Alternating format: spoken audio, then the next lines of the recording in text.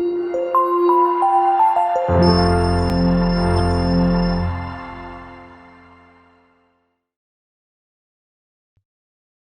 a todos, sejam bem-vindos a mais um Odgers Talks. Eu sou a Daniela Mindlin-Tessler, sócia da Odgers Berndtson, uma das maiores consultorias de contratação de executivos do mundo e de soluções de capital humano. Eu tenho a honra, o privilégio de conversar hoje com a Andréia Dutra, presidente Sodexo On-Site Brasil. Andréia, seja muito bem-vinda.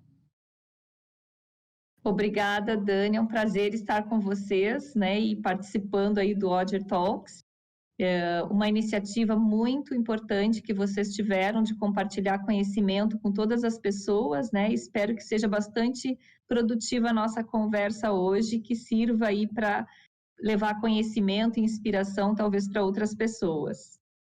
Maravilha, que privilégio, eu tenho certeza que será, ainda mais em se tratando de você, Andréia. Antes de começar, eu vou compartilhar um pouco da sua trajetória profissional e você me ajuda, complementa se for necessário, tá? Eu vou até usar um pouquinho da minha colinha. Então, com 20 anos de experiência, a Andréia teve atuação em diversas áreas e cargos em sua trajetória, com vasto conhecimento em vários segmentos da indústria, o que contribuiu para a consolidação da sua carreira. Hoje está como presidente da Sodexo On-Site no Brasil e conduz o comitê executivo da região, que respalda as equipes para impulsionar o crescimento sustentável da companhia. Ela também representa a presidência do Instituto Stop Hunger no Brasil, uma instituição independente sem fins lucrativos, como parte do ecossistema da Sodexo, de cunho social na luta de combate à fome e má nutrição. Além disso, Andréia faz parte do Conselho da Pronep, empresa líder do mercado de serviços de home care no Brasil, adquirida pelo grupo Sodexo, com o objetivo de expansão dos seus negócios no mercado. Isso mesmo, Déia? Isso, completíssimo. Fosse muito bem. Maravilha. Muito linda a tua trajetória profissional. Você tem uma carreira ascendente, né? E chegou ao posto de CEO, algo que poucas conseguem. Qual é o segredo do sucesso e qual dica você daria para as mulheres que não se sentem representadas no mundo corporativo?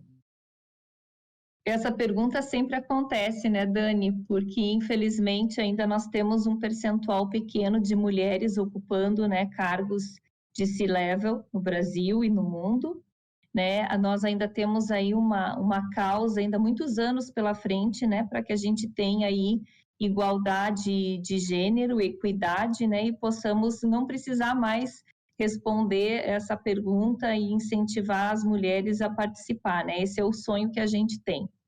Quando me perguntam qual é o segredo do sucesso, eu sempre falo, eu devolvo a pergunta para a pessoa perguntando, né? O que é sucesso para você?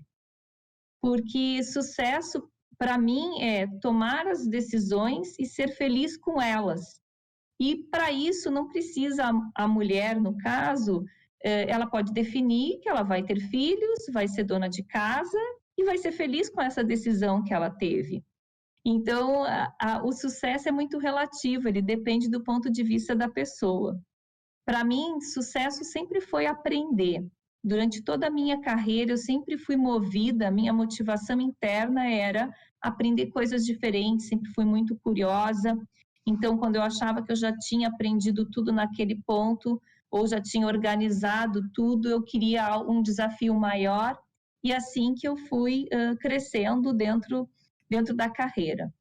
O que eu vejo hoje, as mulheres, né, que eu dou como dica, assim, para as mulheres, é que elas se preparem, elas busquem oportunidades, né, elas sejam protagonistas, falem o que elas querem, porque também, quando eu olho para trás, que eu analiso a minha trajetória, toda vez que eu fui, tem duas coisas que aconteceram toda vez que eu fui crescendo. Eu sempre tinha uma sucessão para ficar no meu lugar, uma outra pessoa que eu havia preparado, e eu sempre disse o que eu queria. Eu falava onde eu queria chegar, eu tinha aquilo como uma meta de aprendizado. Eu quero aprender coisas diferentes, eu quero. E mesmo que eu não me sentisse 100% preparada, eu ia em busca, né? E a mulher tem muito isso, às vezes ela quer ser perfeita, ela acha que ela nunca está pronta, e a gente precisa sempre trazer essa questão, né, à tona e dizer, não, vai, você consegue, né? Oportunidades, né? Buscar essas oportunidades, se preparar sempre, isso não só para mulheres, mas para qualquer profissional. Mas no caso das mulheres, ter essa confiança, essa autoconfiança, né? De dizer aonde ela quer chegar e de ir em busca, né? Esse seria a sugestão aí, a dica que eu daria. E ser feliz com aquilo que decidiu fazer, né, Dani?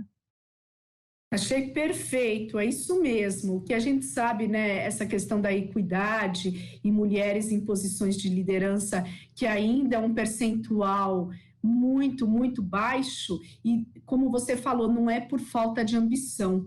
Muitas ambicionam estar nessa cadeira, talvez não foram tão claras, talvez, enfim, tiveram alguma questão, mas muito bom ter você aí como exemplo e inspirar todas nós e todas tantas outras mulheres, né, que têm esse desejo. Mas parabéns, adorei, Andréia. Conta pra gente como a Sodexo tem se diferenciado a fim de valorizar e potencializar a sua marca no mercado. Então, de que forma a empresa vem atuando a fim de reforçar a responsabilidade social, uma vez que esse fator ele se torna de grande valor para a imagem da marca, né? Sim. Nós somos uma empresa de serviços, né? Uma das atividades, da maior percentual, né, de atividades que a Sodexo tem hoje é na Sodexo Serviços, né? Que nós temos ainda também a divisão de benefícios e incentivos e a Pronep, que você citou no início, que é Home Care. Mas a nossa maior divisão é a divisão de serviços. No mundo, nós temos 470 mil colaboradores. Aqui no Brasil, nós somos 44 mil. Nós somos uma empresa de pessoas atendendo pessoas, né? Nós falamos que a gente cuida do indivíduo desde que ele nasce, que nós atendemos, né, no segmento de hospitais, até o fim da vida com o home care. Então, a Sodexo está presente em todos os momentos da vida do indivíduo. Então, para nós, o cuidado com as pessoas é genuíno. E nós ficamos muito satisfeitos quando a gente fez uma pesquisa no ano passado, aqui no Brasil, de posicionamento de marca, onde revelou que nós somos reconhecidos como uma empresa que cuida das pessoas. Então, para nós, esse é o nosso primeiro valor, né? É cuidar das pessoas, de pessoas para pessoas, né? E a responsabilidade corporativa, ela faz parte de um dos nossos pilares estratégicos. E ela está muito forte na cultura da Sodexo, em 2 ODS, né, os Objetivos aí de Desenvolvimento Sustentável da ONU, nós em 2 ODS, no 2 e no 5, que é o combate à fome e à pobreza, né, combate à pobreza, à fome, à má nutrição, e o equilíbrio de gênero. E nós vemos reforçando muito esses 2 pilares, a questão do ODS 2 em relação ao Instituto Stop Hunger, que a Sodexo, né, tem, ela tem esse instituto em vários países onde ela atua. Aqui nós estabelecemos como instituto desde 2015, aqui no Brasil, e nós linkamos as ações do instituto com a questão da equidade de gênero, porque foi feita uma pesquisa onde se comprovou que 90% da renda que a mulher gera, ela gasta com saúde e educação da família. Então, se nós investirmos em projetos para geração de renda das mulheres, e ao contrário, os homens que investem somente 30%, nós vamos estar contribuindo para a saúde e educação e, consequentemente, ajudando a combater a fome e a má nutrição. Então, nós linkamos esses objetivos de equidade com a questão do Stop Hunger, de projetos voltados ao empoderamento. Na verdade, os projetos eles são educacionais, eles são para ensinar a pescar, né, para as pessoas a aprenderem algo diferenciado. Aqui no Brasil, a gente tem um projeto que chama Gastronomia Sustentável, que é em parceria com o cliente, onde a gente forma pessoas da comunidade para trabalhar como cozinheiro, como chefe de cozinha. Então, são projetos normalmente para formação. E nós também temos projetos que, principalmente agora nessa fase, campanhas assistencialistas, né, Dani? Porque agora mesmo, em função da pandemia, que a gente sabe que aumentou o número de pessoas que estão passando por necessidade, principalmente de alimentação, né, passando fome, que estão abaixo da linha da pobreza. Então, é necessário também que a gente faça essas ações assistencialistas. Então, através do Instituto, através das ações de diversidade que nós linkamos com os Objetivos de Desenvolvimento Sustentável e esse posicionamento de cuidado de pessoas, né, prestação de serviços, nos faz ser uma empresa totalmente posicionada dessa forma no mercado, reforçando a marca, né? E a questão toda de ética, integridade e compliance, né, que é muito forte também na Sodexo. E até a gente, quando vê uma pesquisa da Elderman, que fala que 76% da confiança das pessoas vem pelo lado da integridade da empresa e da ética, e somente 24% das pessoas têm confiança por conta da competência da empresa. Então, isso é muito importante, porque é exatamente o enfoque que a gente dá de uma forma muito concreta, né? Com ações muito concretas, e hoje a gente conseguiu aqui no Brasil se tornar uma referência, por exemplo, na questão da diversidade e inclusão, né? Com várias empresas que nos procuram para que a gente possa aí ensinar e trocar as boas práticas nesse item, né? Isso é bem bacana. A gente tem uma satisfação muito grande de poder estar contribuindo aí para a sociedade com isso. Lindíssimo trabalho, sem dúvida, uma empresa de pessoas para pessoas. A gente sente, quando você fala, né, desse cuidado genuíno e de todos esses exemplos que você nos trouxe aí de responsabilidade social, lindíssimo, parabéns e dá orgulho de ter líderes e empresas como vocês aí no nosso país. Que bom, que maravilha poder contar com você, Andréia, e com toda a tua equipe e a tua empresa. É fundamental aí para o nosso país, né? Com tantas desigualdades e tantos problemas que a gente conhece. Olhando do lado pessoal, para você mesma, como ser humano, com todas as fragilidades que todos nós temos, o que mais lhe surpreendeu? O que você descobriu? Você estava preparada? Qual foi a coisa mais importante que você aprendeu desde o início dessa pandemia? Eu penso que ninguém estava preparado, né, Dani? Pegou todos nós de surpresa. Eu costumo dizer que nos últimos 2 anos a gente ouviu falar muito do mundo VUCA, né? Volátil, incerto, ambíguo e complexo, mas quando a gente vê ele acontecendo, eu acho que o Covid ele trouxe o mundo VUCA do papel para a realidade, né? Porque se mostrou, essa foi a realidade que se apresentou para nós ali, né? A partir da segunda quinzena de março ali, no caso nosso aqui do Brasil, né? Várias lições a gente aprende. Para mim, no início, o mais difícil foi essa questão do não ter contato com as pessoas, né? Como eu sou uma pessoa muito de olho no olho e de prestar atenção na linguagem corporal, né? Então, eu tive também que me reinventar, né? Em relação a essa relação com as pessoas, né? Do ponto de vista pessoal e profissional também, né? Então, isso para mim foi uma dificuldade e até hoje eu gosto de fazer as minhas reuniões com o time e abrir a câmera, eu gosto de...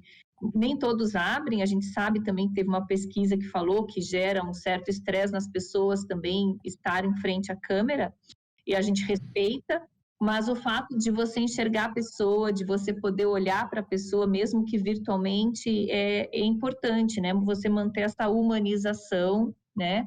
É bastante importante. E uma reflexão muito para mim como pessoa eu até escutei bastante assim, nós estamos todos no mesmo barco, e aí eu refleti naquilo, daí outra turma disse, não, mas a gente não está no mesmo barco, a gente está só na mesma tempestade. E eu sou dessa turma que acredita que a gente está na mesma tempestade, mas em barcos totalmente diferentes, né? Tem quem está num cruzeiro e tem quem está com salva-vidas, né? E tem quem está se afogando. Então, a gente tem, assim, de tudo nessa tempestade, então nós não estamos no mesmo barco. Eu acho que veio à tona, as desigualdades vieram à tona, veio à tona problemas, os problemas sociais vieram à tona, né? Houve aí toda uma mobilização das comunidades para mostrar as dificuldades que eles tinham com um trabalho excelente aí em Paraisópolis, né? Conduzido aí pelo Gilson, que teve que se organizar e se estruturar, e ele com a comunidade, com a ajuda aí de parceiros, a gente também atua lá nos projetos com o Stop Hunger, e a gente acompanhou. Então, tudo isso nos mostra que nós precisamos compartilhar. Então, a lição foi essa: trabalho em rede, a gente pode fazer mais pelos outros, né? A gente viu empresas concorrentes se juntando aí, como os bancos se unindo para fazer, né, fundos para desenvolver melhor ações em saúde, para ajudar a população. Então, o que eu vi, assim, foi uma sinalização de união, uma sinalização de uma iniciativa privada junto com o governo, atuando em conjunto, para que a gente possa passar por esse período. E é algo que eu, sinceramente, espero que vá continuar, agora no pós-pandemia, que vá continuar, e a gente, como ser humano, repense muitas coisas, né? Porque quando eu vim para cá, você me perguntou antes onde eu estava, né? E eu estou fora de São Paulo. Quando eu vim para Santa Catarina, eu fiz uma mala e eu coloquei algumas peças de roupas naquela mala e eu usei por vários dias aquele mínimo. E eu fiquei pensando, nossa, como a gente precisa de pouco para viver e para ser feliz. A gente não precisa de muito. Então, são coisas que numa situação diferente eu não teria pensado, né? Pensei em função de ter acontecido toda essa pandemia. Então, são reflexões que levam a gente a crescer como pessoa e nos tornar também seres humanos melhores, né? Eu acho que isso é um ponto, assim, do ponto de vista pessoal, que me tocou bastante. E saber que a gente pode fazer a diferença, né, Dani? Que a gente pode fazer a diferença. Sem dúvida, sem dúvida. A gente não, ao invés de ficar no papel de se queixar, né? Eu acho que a gente tem que fazer a nossa parte, contribuir. Perfeito, muito bom. Como que o desafio, Deia, de contratar talentos agora é diferente do que era antes? E como que você, então, deve repensar a sua estratégia de talento para ter as pessoas necessárias quando a recuperação começar? A gente tem escutado muito, né, já não é de agora, né, mesmo antes da pandemia, alguns anos se falar do propósito, né? E falando muito que as pessoas, principalmente a nova geração, ela quer trabalhar com propósito, mas na verdade todas as pessoas elas querem trabalhar com o propósito, né?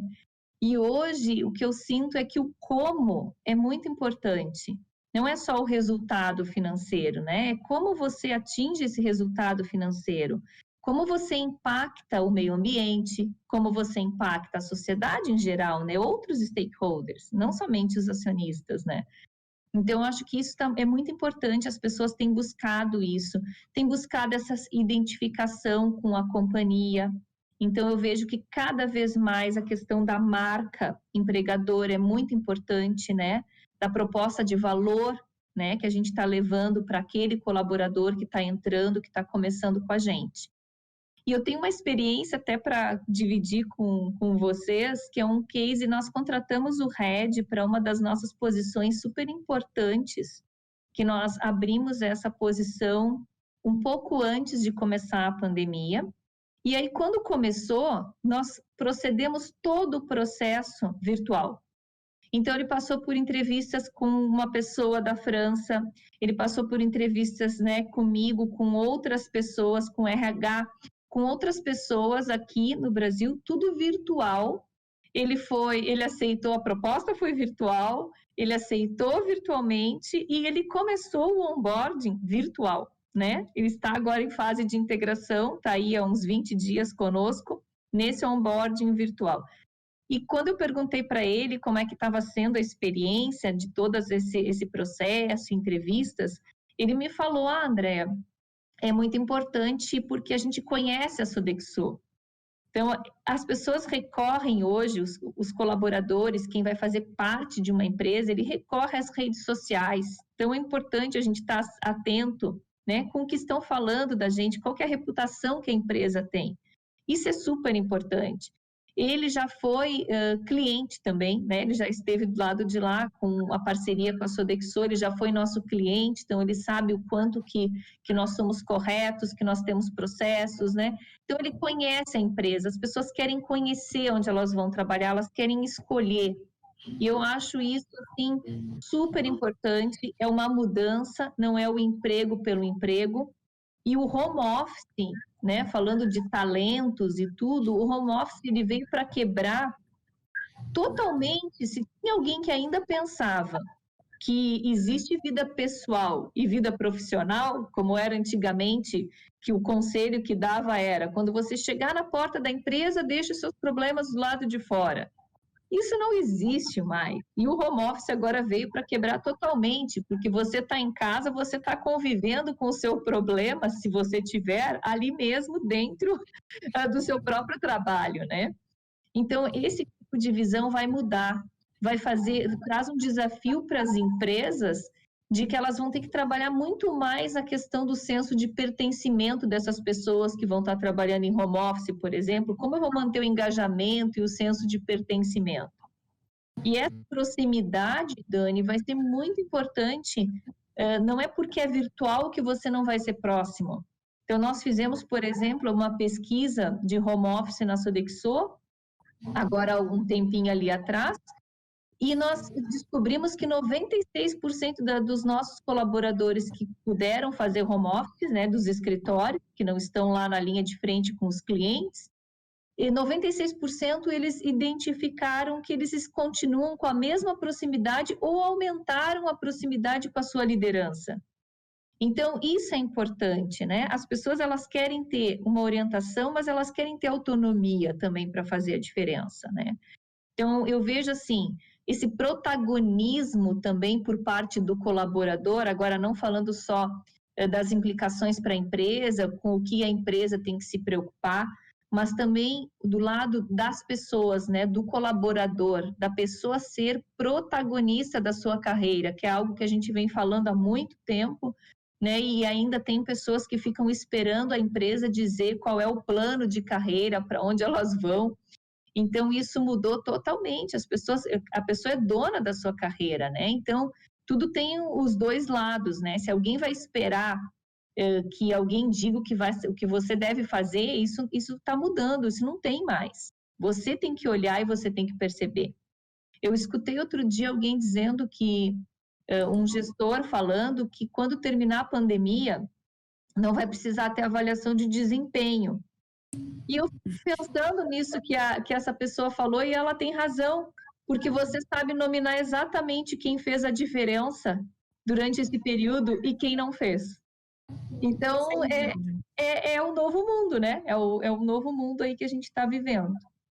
E eu acrescentaria, Déia, não sei se você vai concordar comigo, de que agora, para atrair talentos, a questão geográfica deixa de ter qualquer relevância, né? Você pode ter uma pessoa no interior de, sei lá, do Nordeste, qualquer parte do Brasil ou do mundo, né?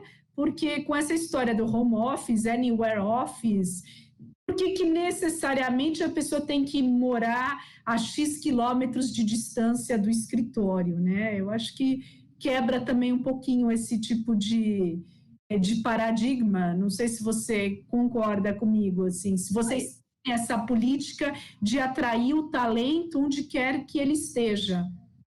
A gente tem, não uma política, né? A Sodexo, ela é muito diversa, né? E a gente tem algumas políticas de flexibilidade. até por conta das questões de empoderamento feminino e equilíbrio de gênero, é importantíssimo, né? A gente ter essa questão da flexibilidade aí para a mulher. Mas eu tenho um exemplo de, há uns 2 anos atrás, eu tenho uma colega que mora na França, ela é controller da área de recursos humanos. Ela foi para Singapura, que o marido foi transferido, e ela trabalhou 2 anos a partir de Singapura, com o líder dela na França, trabalhando para o mundo todo. Então, não existe mais muita quebra de paradigma, mas para isso o líder também tem que estar preparado, né? E muitas lideranças não estavam. Quando você falava nós já tínhamos política de home office, e nós estávamos querendo aumentar a frequência, e alguns líderes nos procuravam, diziam, não, mas não dá para aumentar a frequência, porque não vai ter condições de fazer. E de um dia para a noite a gente teve que ter condições de fazer. E detalhe, nós temos SLAs que demonstram que a gente não teve nenhuma perda para a operação. A gente continua dando o mesmo suporte que a gente dava antes a partir de casa para todas essas 44 mil pessoas que estão aí na casa dos nossos clientes. Maravilhoso, perfeito. Ideia, em tempos de crise, de pandemia aí do coronavírus e da necessidade de isolamento social, gerar empatia com clientes e compreender as suas necessidades são essenciais, né, para gerar uma inovação real nos produtos e serviços que as empresas entregam. Como que a Sodexo está ampliando, que a gente sabe que já existe, né? Ampliando a cultura de inovação para entender o novo cliente pós-pandemia? De que maneira o novo modelo de consumo vem exigindo novas práticas e iniciativas da empresa? Como você falou, né, um dos nossos pilares estratégicos, eu citei antes da responsabilidade corporativa, e um outro dos 4 pilares, um outro é ser centrado no cliente consumidor. Quando começou essa pandemia, a nossa primeira preocupação era a saúde e segurança das pessoas, né? Então, quando fala pessoas de uma forma geral, as nossas e as do cliente. A segunda preocupação foi a proximidade com o cliente. Exatamente para a gente entender o que o cliente estava passando, para a gente poder construir junto com ele a melhor solução para ele, com agilidade, né? Então, isso foi muito importante, essa agilidade da tomada de decisão na ponta, junto com o cliente. E o que nós percebemos é que isso fez toda a diferença, o fato da Sodexo também ser uma empresa global. Nós conseguimos trazer a expertise dos outros países, e falam que Deus é brasileiro, e nesse caso ele também atrasou a pandemia para nós, começou depois, e a gente conseguiu com isso aproveitar muitas boas práticas que estavam sendo realizadas, as lições aprendidas dos outros países aqui no Brasil, e com isso dar um suporte melhor para o nosso cliente. Então, inovação faz parte desse pilar de ser centrado no consumidor. Nós precisamos estar próximos. Com isso, a gente teve que... Nós já estávamos trabalhando há bastante tempo na questão da transformação digital. A Sodexo vem trabalhando muito nisso. Transformação digital e inovação. E aqui no Brasil nós estávamos trabalhando no novo modelo de food, né, que a gente chama o New Food Model. E dentro desse modelo nós temos o delivery, que é a entrega, porque hoje nós atendemos B2B na Sodexo On-Site, e o delivery faz com que a gente migre do mercado B2B para o mercado B2C. E a gente acelerou esse projeto. Então, o que nós tínhamos programado para pontos de produção, de entrega de alimentação via delivery para entregar para os nossos clientes aonde eles estiverem, se estiverem no escritório ou se estiverem na casa deles. Então, isso foi uma das iniciativas que a gente fez aqui e que fez essa disrupção. Outra foi a gente construindo também guias de retomada, juntamos todas essas experiências que a gente teve, a gente fala de reinventar, né?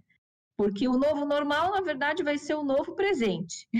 Então, a gente precisa se reinventar o tempo todo. Então, nós construímos um posicionamento que a gente chama Rise with Sodexo, que é um reposicionamento global, que são soluções que estão sendo construídas, foram construídas junto com os clientes em forma de guias e uma espécie de consultoria para o nosso cliente de como que ele tem que fazer.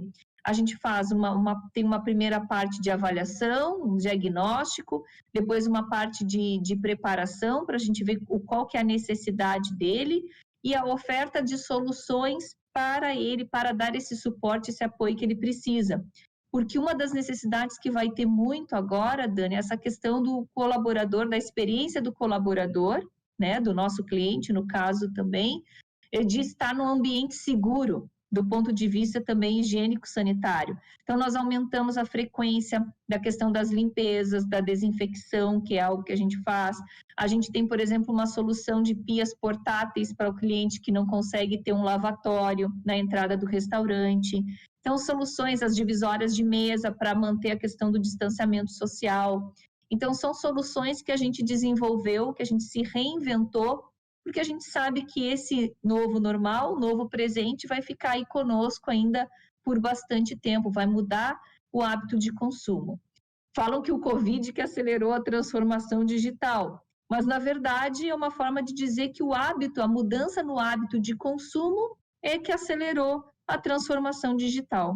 E isso aconteceu também na Sodexo. Perfeito, perfeito.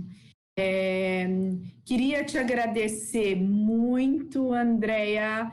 Deia, você realmente é um exemplo, né, para outros líderes sobre como os esforços de diversidade, de inclusão, de mulheres na liderança fazem toda a diferença e agregam valor aos negócios. Parabéns, foi uma aula, foi super inspirador.